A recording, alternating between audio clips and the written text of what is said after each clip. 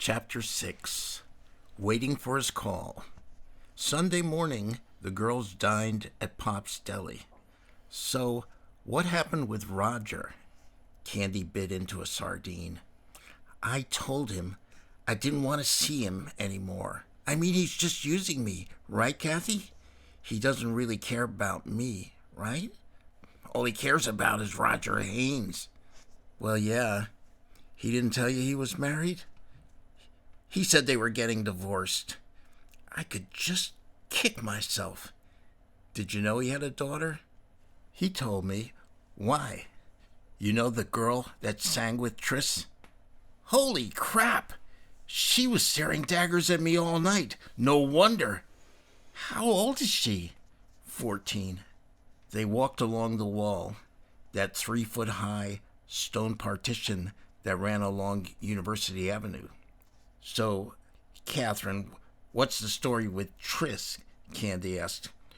Well, we really just met. Well, aren't we the coy one? He's a major babe is what he is, and you're crazy in love with him. Don't tell me you're not. If you say so, Rumi. I cannot believe how good he plays. And talk about stage presence. Definitely. Oh, what about Frog? Did he ask you out? No, not yet, but he will. Awfully confident, aren't we? Why wouldn't I be? So tell me, who was that Marilyn Monroe Jane Mansfield wannabe? You must mean Heaven. I met her at Pop's right after the sit-in. She practically lives to tell Tris how great she thinks his music is. Quite the bimbo, is she not? But we were all fairly outrageous ourselves. When you get right down to it, she sort of fit in. How crazy is that? They were back in room 321 when the phone rang. Hello, Cathy sang into the mouthpiece. Who's this? A voice blared. Cathy, who are you? It's me, Roger. Is Candy there? Let me talk to her. Just a minute.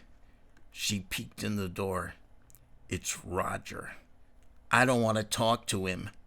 Sorry, Raj. She doesn't want to talk to you. Tell her it's important. He says it's important. Tell him to screw himself, Candy said. Why don't you tell him yourself? Candy took the phone.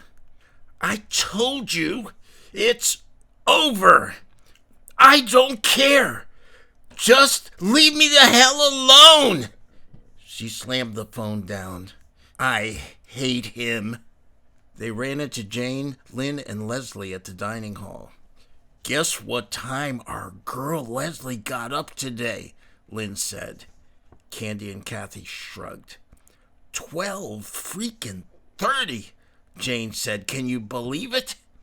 It's them quiet ones you gotta look out for, Lynn said. Leslie looked like she was ready to cry. Cathy came to her rescue. How'd you like the coffee house, Les? Oh, wow, she said. I mean, I loved it. Totally. Tris is so amazing, and Frog so completely hilarious. Look, he even gave me his business card. She pulled it out of her purse and laid it on the table. It said, Francis Robert O'Grady, DBTC, with his address and phone number. DBTC? What's that? Lynn asked. Leslie smirked. Don't bend the card. That evening, Leslie knocked on Cathy's door. They walked down to the donut shop and took a corner booth. I really need to talk to you, Cathy, but I'm worried what you'll think. Cathy nodded. You don't have to worry. She waited. How do you know when you like a boy? Cathy shrugged. A gut feeling, I guess. Can you feel like you really, really like a boy a whole lot, and then you don't like him at all? Of course. Feelings change. One day they're here, then the next day. Leslie sighed deeply and shook her head. I am so stupid. What was I thinking? What happened? I met a boy at the well last night. He was really nice. We went to his apartment and we listened to music, drank a little wine, and we talked. He had a great sense of humor. I love it when people can tell a good joke, you know. I thought we were just gonna talk, but then he kissed me and it was nice. I liked it. He was a real good kisser, but, well, you know. Cathy nodded. That's why I got in so late. But it wasn't like I thought it would be. It wasn't beautiful, and I don't even think I like him now. Cathy wrapped an arm around her. Leslie laid her head on Cathy's shoulder. So how do you know when it's right? I mean, you know, when it's right to go to bed with a boy. I can't answer that, Cathy said. I thought it was supposed to make you feel good all over, she said. Well, I feel crummy. Why did I do it? Why? Cathy shrugged. Leslie sighed again and looked up at Cathy. I guess I feel a little better now that I told you about it.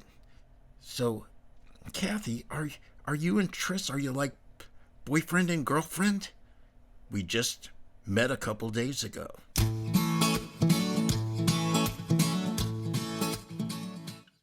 She thinks about him constantly now. Every time the phone rings, she jumps. Finally, he calls Monday night. Hello? Cathy, it's Tris. How are you? I'm fine. Did you find your cousin? Yes, thank God. He's in detox. Is he all right? He will be. There's a rehab near the hospital. He's starting Thursday. I told him I'd stick around. He's a real good kid, Cathy, just a little confused. How'd you find him? I had to talk to a few people. He was staying with his supplier. That's whose gun it was, too. She's 40 with 3 kids. They were all pretty messed up when I got there. I'm glad he's all right. I miss you. I miss you, too. Can you meet me at Pop's on Sunday? Yes. 10 o'clock? I'll be there. Oh, a couple of my friends are playing at the Well Friday. Yvette and Christoph from up my way. They're excellent. Sure, I'll check it out. Candy says hi. Frog's taking her out. Tell her hi for me. I've got to go, but I'll see you Sunday.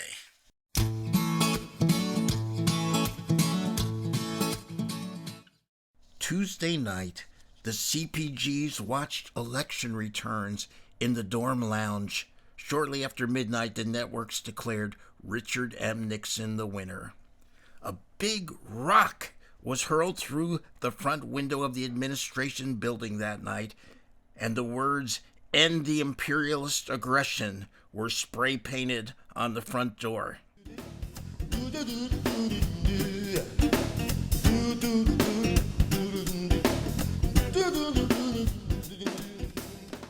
Friday night, Candy sparkled in a print blouse, a short black skirt, fishnet stockings, and black pumps.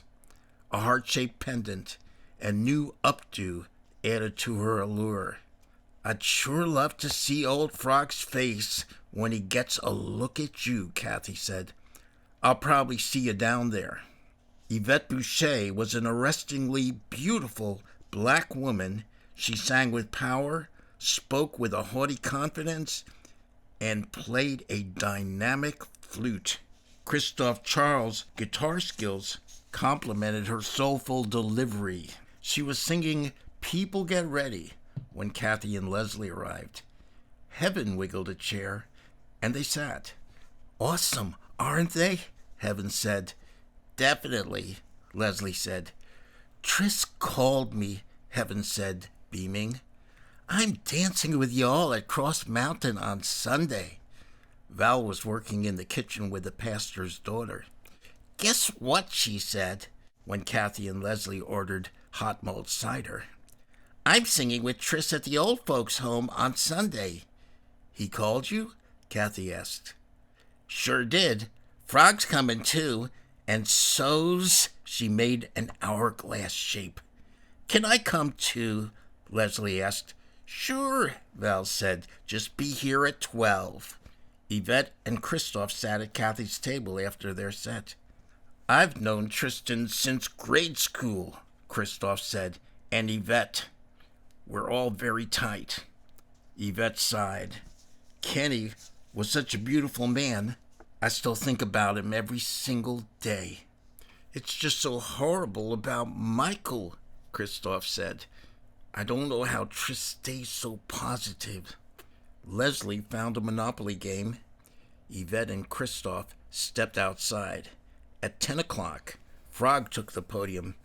Our open mic performer is a grad student from the town of McAdoo. That's just to the north of Wackadoo. Let's all give him a warm, welcome. Homo sapiens, I give you Eric Lamb.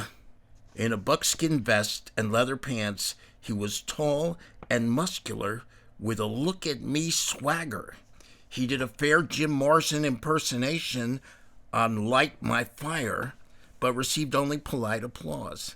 Just like a Rolling Stone failed to click either with the shrinking, mostly black audience. Eric Lamb talked to the man in green afterward about being a featured performer in the near future.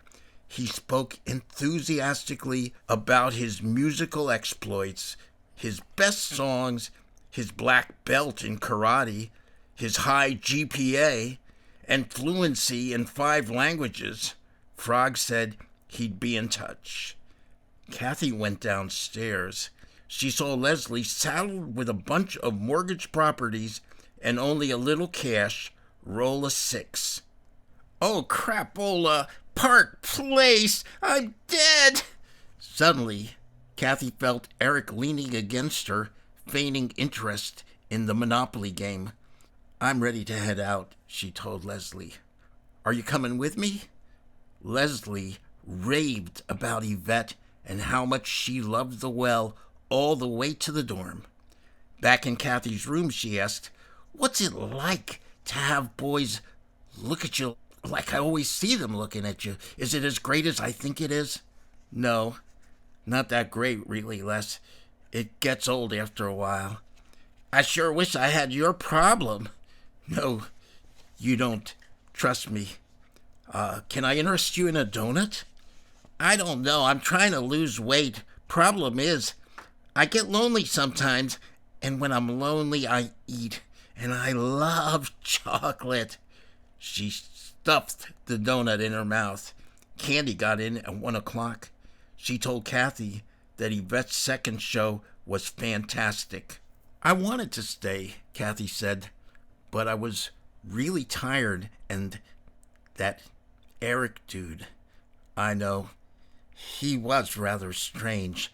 Believe me, Frog won't be booking him anytime soon. I figured as much. What about Valerie? Did she talk to you?